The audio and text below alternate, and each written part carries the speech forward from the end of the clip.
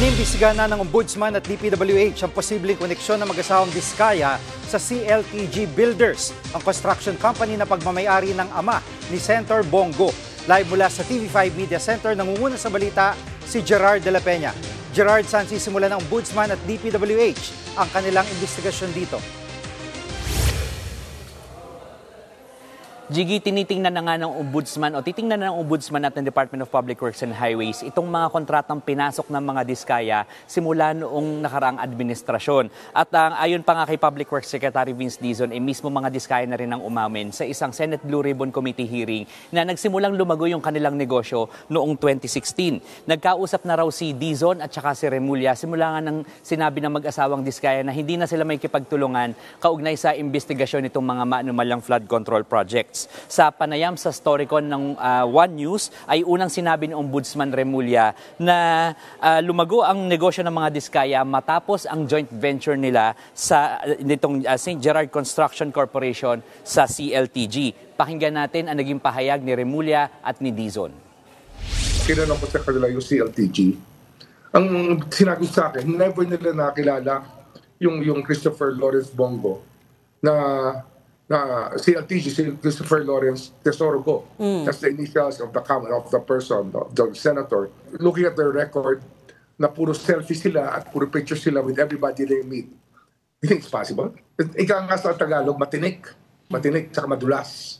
At ayaw umamin. Meron na kaming mga gagawin sa mga susunod na araw to look at those, specifically at those contracts of the Diskayas during the previous administration. Kailangan mag-cooperate sila. Kung hindi sila mag-cooperate, pasensyahan tayo. Hindi ba? Ganun lang naman kasimple yun eh. Jiggy, base sa 2018 report ng Philippine Center for Investigative Journalism o PCIJ, ay nakakuha ang CLTG ng 4.6 billion pesos na halaga ng mga kontrata sa DPWH mula 2007 hanggang 2017. Sinabi na noon ng mga Diskaya na 2017 sila nagkaroon ng joint venture kasama itong CLTG para sa mga projects dyan sa Davao Region. Kumpiyansa naman ang DPWH na makukulong ang mag-asawang Diskaya dahil nakapag-rekomenda na sila ng mga kaso sa Ombudsman. At kapag naisampa na ng Ombudsman itong mga kasong ito sa Sandigan Bayan, non-bailable yan. Jiggy. At Gerard, dahil iniugnay na ngayon si Senator Bongo, ay posible ba siyang patawag ng ICI? Jiggy, ayon kay ICI Executive Director Attorney Brian Hosaka, ay titingnan nila kung dapat nga bang ipatawag itong si Senator Bongo. At titingnan nila yung mga koneksyon at saka nila imbitahan ito. At titingnan din nila yung mga ebidensya kung dapat nga bang mailagay rin itong si Senator Bongo sa ILBO o yung Immigration Lookout Bulletin Order. Jiggy.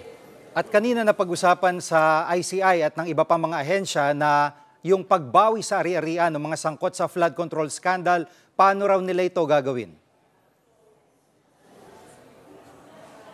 Jiggy, 16 na ahensya ng pamahalaan na nga yung bumuo ng technical working group para mapabilis yung pagbawi nitong mga pondo na sangkot nga dito sa mga maanumalyang proyekto at para agad na maibalik ito sa kaban ng bayan. At ang sinasabi nila dito, hindi na kailangan ng court order dahil yung mga proseso susundin lamang yung mga naayon sa batas at yung mga mandato nitong mga bawat ahensyang ito. Isang example dyan, Jiggy, ay itong 13 luxury cars na hawak ngayon ng Bureau of Customs. Dahil kulang ito sa mga papeles, pwede na raw itong ipasubasta ng BOC sa mga susunod na linggo kahit wala pang court order. Dahil ito yung naaayon sa mga procedures nitong Bureau of Customs. At bukod dyan, Jiggy, meron ding hawak na 5 billion pesos itong Anti-Money Laundering Council. Kaya nga, yun nga lang, kailangan pa itong dumaan sa korte bago ma-forfeit ng AMLAC. Yan muna latest, balik sa yung Jiggy. Yan ang ulat ni Gerard de la Peña live mula sa TV5 Media Center. Mga kapatid, Jiggy Manikad po, pagdating sa mahalagang balita sa loob at labas ng bansa, dapat una sa lahat, mag-follow at mag-subscribe na sa social media pages ng News 5.